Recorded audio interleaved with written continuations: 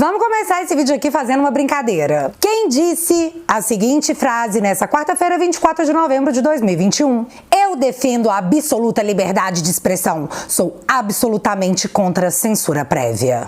Tempo!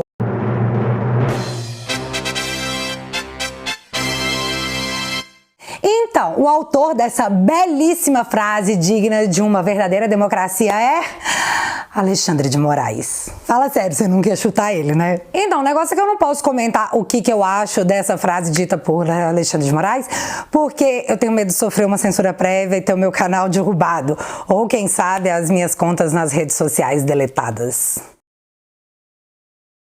E aí, meus amigos? Bom ou não? No vídeo de hoje eu quero contar a treta homérica que tá rolando na canhota depois que Lula, boca aberta, emocionado, deixou a língua botar pra fora o que tava reprimido dentro de seu coraçãozinho. Mas a gente precisa descobrir quem irá substituir o lugar de Lula nesse espaço vazio que teoricamente se abre. E ó, se isso não fosse fazer cosplay de Lula, eu daria um dedinho apostando que Sérgio Moro virá ocupar esse buraco aberto, que é o que de fato é, né? Um buraco. Vamos comentar a denúncia em tom de desabafo feita por Guedes a Kim Kataguiri. Vamos comentar que senador Rachadinha, pode chamar assim, né, Alcolumbre, você não fica chateado, resolveu trabalhar e tirar o Senado do limbo que o próprio enfiou à instituição. Nós também vamos esclarecer algumas coisas pro seu Freixo, que tá confuso igual o povo do STF, que se pronunciou dizendo que a PEC da Bengala é tipo uma afronta ao STF.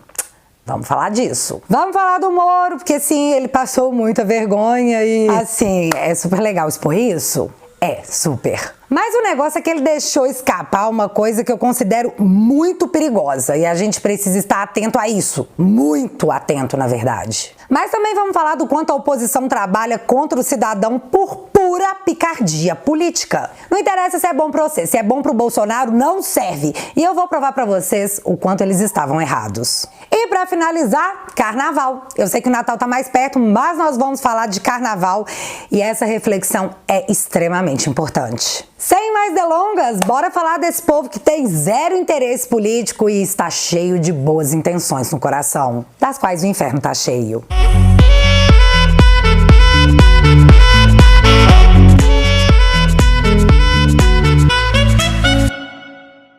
Galera, nosso primeiro vídeo super produzido já tá em andamento. E isso tudo graças a vocês que me dão uma super moral lá no meu site. E ó, vai ser épico. Pra quem quer ajudar se tornando um membro, tendo acesso a conteúdos exclusivos, me passando opiniões que eu sempre trago aqui pros vídeos e ainda concorrendo a mimos super legais, estamos na Black Friday. Ha! E a assinatura anual tá saindo por 80 bonoros. É uma vez só e vale pro ano todo. Pois é, galera, a gente vai deixar a canhota em choque. Então, quem puder, se inscreve lá no www.teatualizei.app, que você não imagina a força que dá pra nós quando a gente vê esse tanto de gente poderosa querendo nos calar. Mas pensando em presentes de Natal, a minha livraria também tá na semana Black Friday. E se você quer presentear quem você ama com uma coisa que jamais lhe será tirada, conhecimento, vários títulos estão com até 70% de desconto e os links vão estar fixados aqui no primeiro comentário. Beleza, então, bora pra pauta. Vocês lembram aí como que a oposição se colocou destrutivamente, bem como disse o Ciro Gomes, contra o marco do saneamento básico que visava levar o mínimo de dignidade a pessoas mais carentes?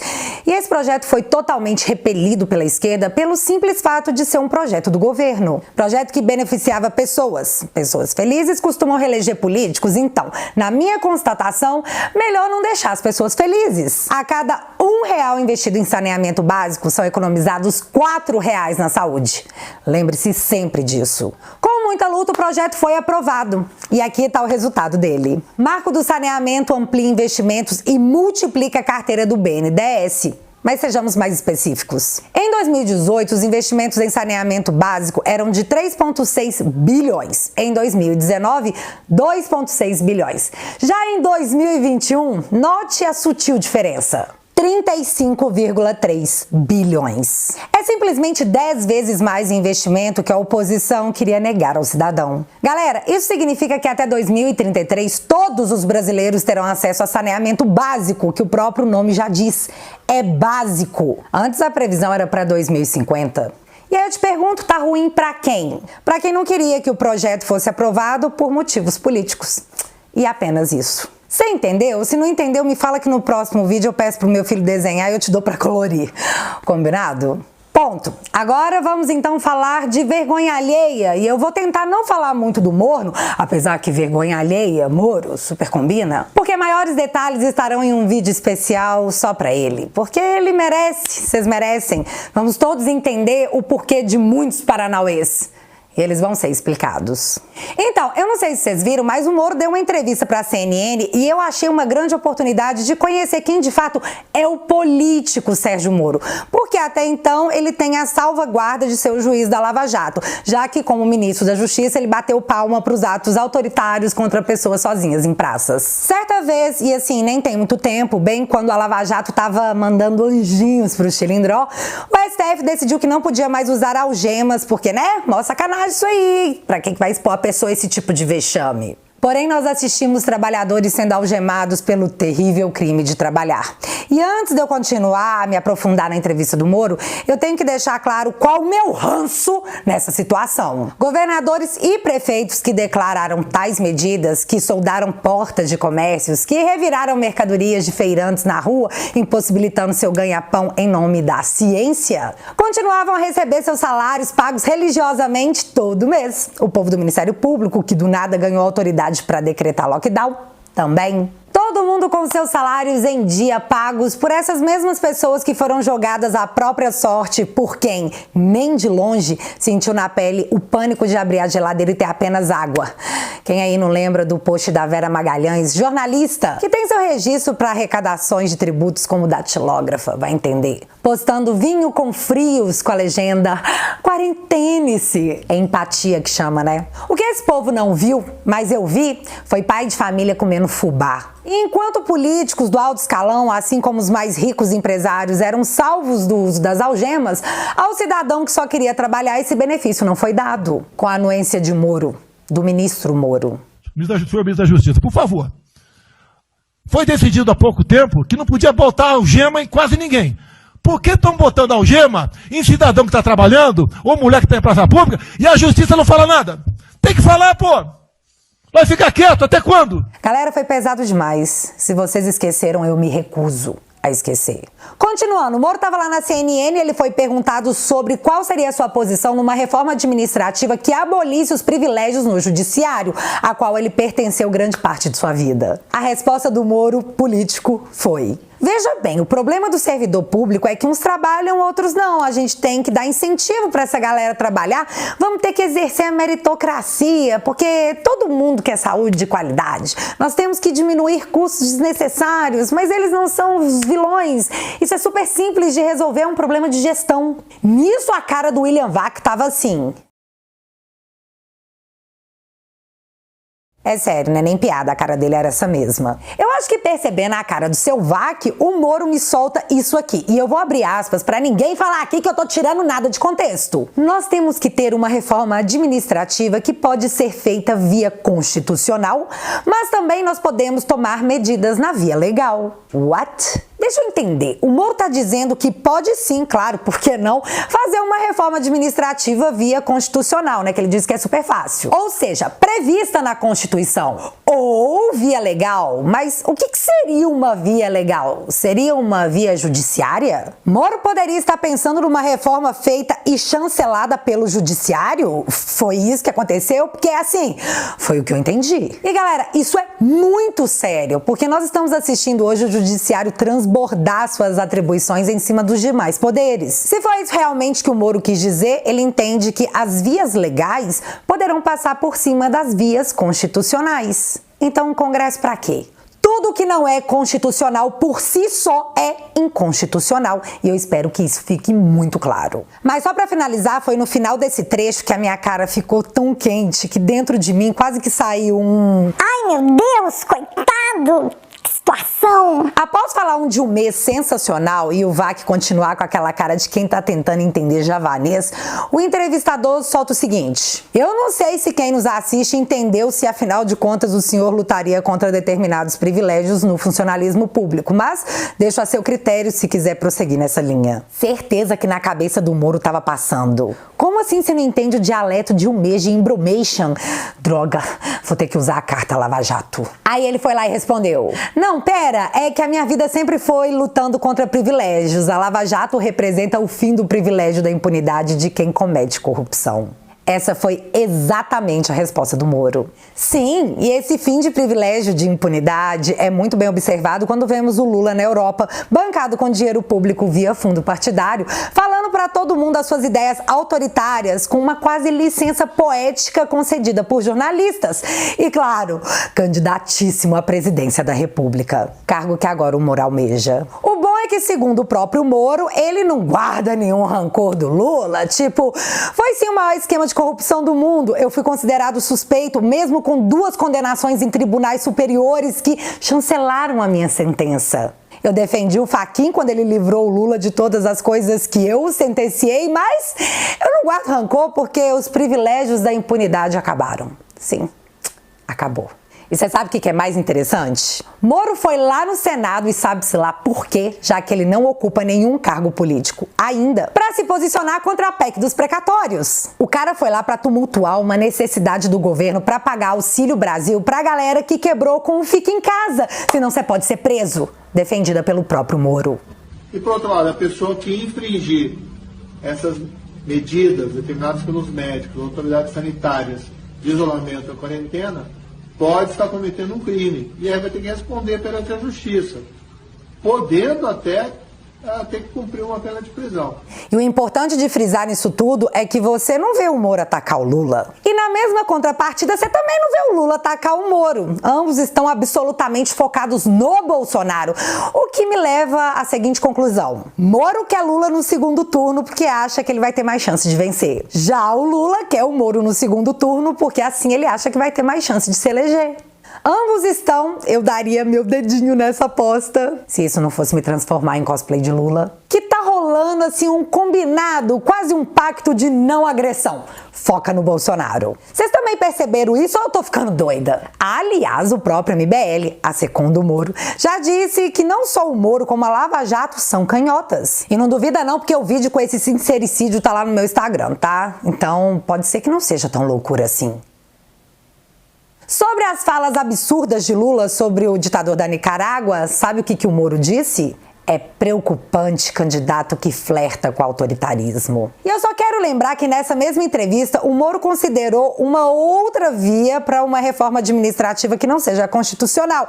Mas beleza, esses negócios de flerte com coisa autoritária.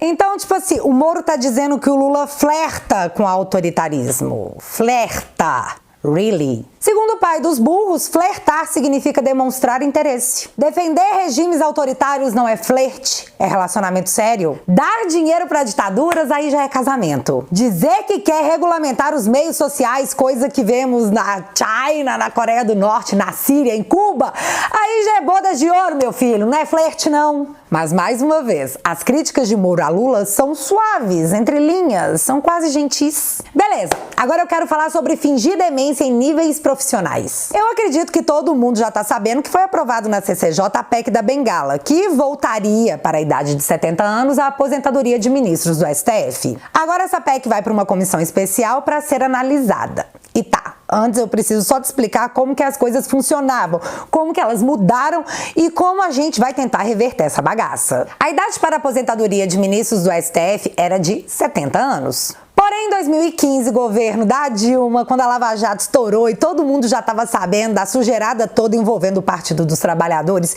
e o impeachment da própria mãe Sapiens já estava na boca de todo mundo e era algo praticamente irremediável, foi aprovada a PEC da Bengala, que aumentava a aposentadoria dos servidores públicos da União, Estados, Distrito Federal e municípios, assim sendo ministros do Supremo, dentre outras autoridades, só deixariam seus cargos aos 75 anos. E esse projeto da Bia Kicis, que foi apresentado lá na CCJ e foi aprovado, revoga essa PEC. Que, por sinal, só a título de curiosidade, o Kim Kataguiri votou contra. Ficou claro pra todo mundo?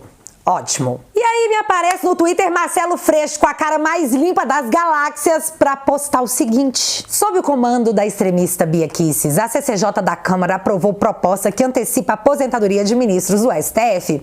Se a mudança passar, Bolsonaro indicará mais 2 membros para a Suprema Corte. É uma clara tentativa de aparelhamento do judiciário. uma clara tentativa de aparelhamento do judiciário. Seu Freixo. Deixa eu te contar um negócio rapidão. Hoje o STF possui 10 ministros e, se Deus quiser, na semana que vem 11.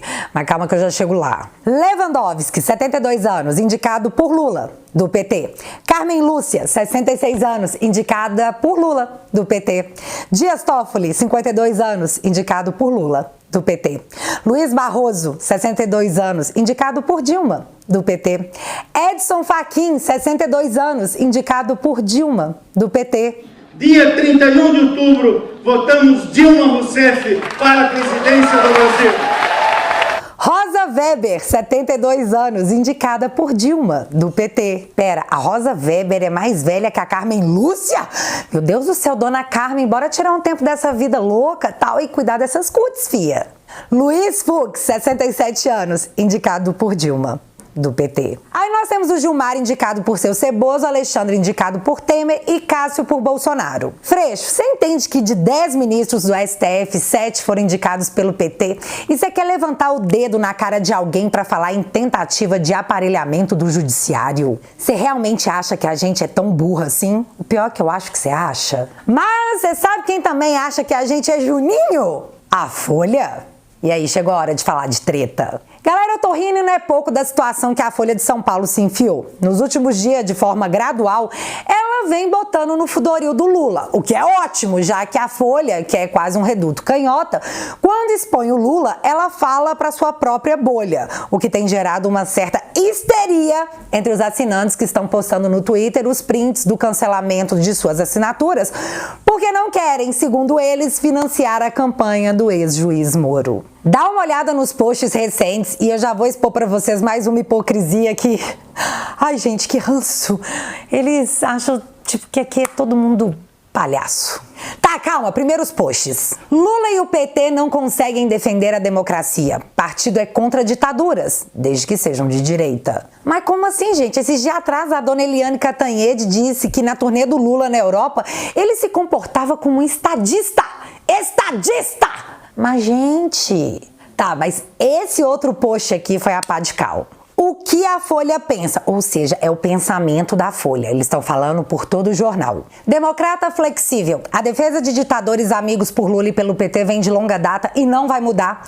O PT pensa e age como Lula. Vi de nota congratulando Ortega e o elogio da ex-presidente Dilma à autocracia chinesa. E não vai mudar. Agrada-se assim a militância fiel ideológica, correndo-se o risco de suscitar a repulsa dos demais eleitores. Aí, pra dar aquela cutucada, pra não falar que tá batendo só no Lula, a Folha finalizou dizendo que de maneira mais tosca é o que faz Bolsonaro também. Só que eu preciso pontuar um negócio super importante nessa colocação da Folha.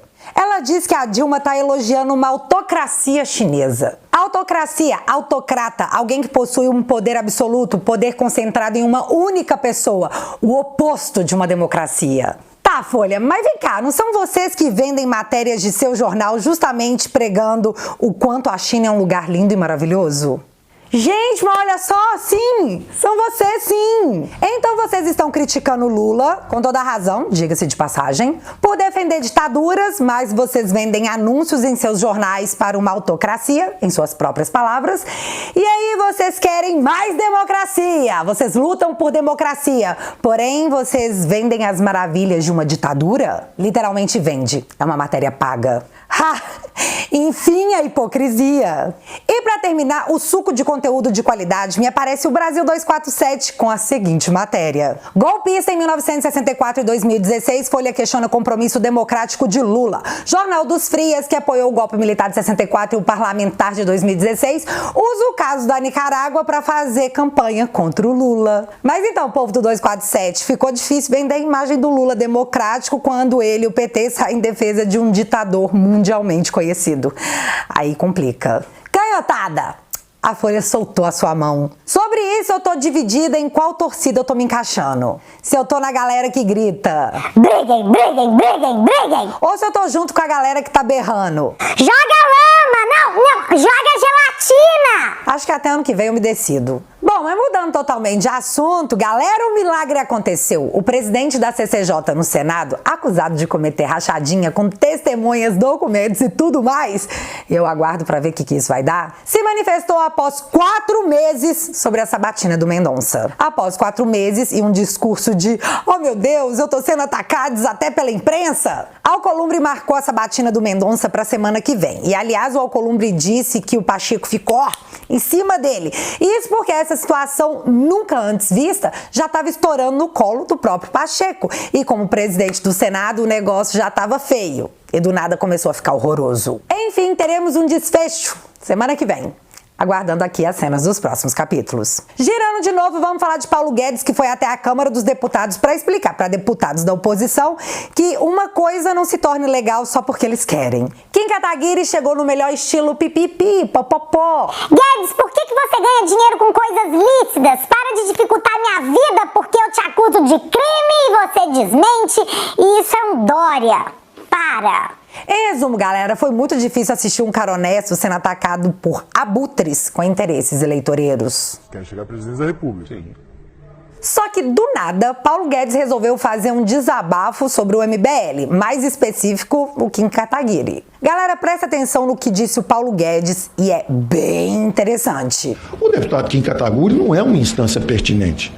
Eu vou perguntar a ele quanto ele tem, vou perguntar a ele se quando ele apareceu no meu escritório lá na eleição de 2018, que ele ia ser ajudado por um candidato à presidência da República, ele queria me convencer a sair da candidatura do Bolsonaro. Eu disse, olha, eu acho que é um erro, eu acho isso, acho aquilo, e passou a ser um perseguidor implacável. Um perseguidor implacável. Quer dizer, eu não vou perguntar para ele, eu não quero saber quanto ele tem, o que ele não tem, se ele soltou, se ele recebeu, se esse empresário pagou a viagem de jato para eles irem me visitar lá. Eu tinha enorme simpatia e admiração pelo MBL. Acho que era um pessoal sério, jovem, querendo mudar o Brasil. Eu não entendi o que aconteceu, ficaram com raiva de mim, eu não tinha nada a ver, a Receita Federal parece que andou das dele. Eu nunca dei uma ordem para perseguir ninguém, nunca dei uma ordem para ir atrás de ninguém, nunca falei nada sobre nada e não sei por que isso. Agora, entendo, política, não vou entrar nisso.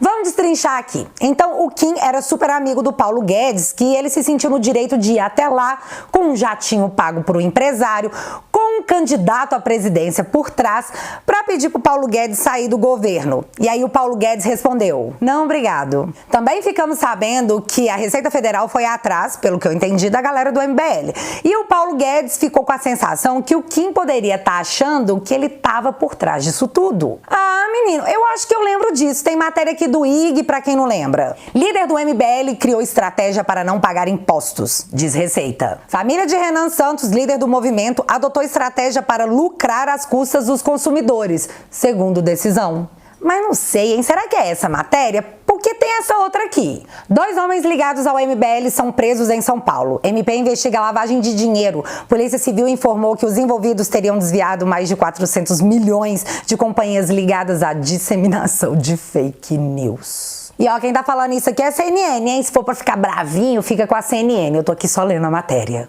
Mas enfim, essa investigação parou, ninguém mais ouviu nada a respeito e... fazer o quê? Estamos aqui esperando. Mas o outro ponto que eu quero chegar é que o Kim do MBL pediu para o Paulo Guedes sair do governo. E só recapitulando, o Guedes disse que tinha um presidenciável por trás do Kim que iria ajudá-lo.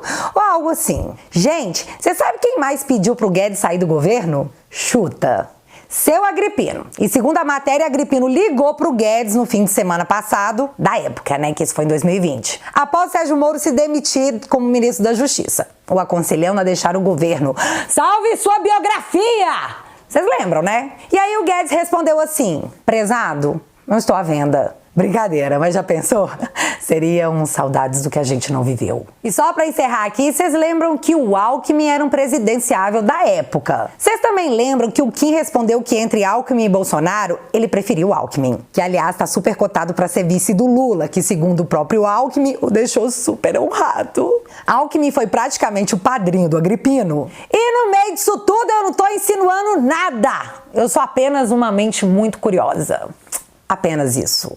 E para encerrar esse vídeo, eu te convido a refletir sobre o carnaval. Angela Merkel veio a público dizer que a Alemanha está prestes a entrar em sua 4ª onda e que ela será a mais terrível de todas. E enquanto a Europa vive um clima de medo, inclusive com novos fechamentos já sendo anunciados, a gente está aqui comprando ingresso para os shows, cadastrando bloquinhos de carnaval para levar milhares de pessoas às ruas. Gente, foi exatamente isso que aconteceu em 2020. Enquanto o mundo sentiu o avanço do flango flito, a gente pintava a cara, colocava fantasia e pulava carnaval. E não, eu não sou contra ninguém ser feliz, ninguém pular carnaval. Meu medo é só ter que depois vestir a fantasia de palhaço para ser novamente trancado em casa e economia a gente vê depois, só porque a lição dada em 2020 não foi aprendida em 2021. E é assim que eu encerro esse vídeo, querendo saber a sua opinião sincera. Carnaval, ter ou não ter? Eis a questão. Me conta aqui nos comentários que eu quero saber. Se você ainda não é inscrito aqui no meu canal, meu amigo, se inscreve e deixa seu like. Porque você já sabe, acontecendo alguma coisa de relevante ou irrelevante, a gente volta. Beijos, galera. Fui!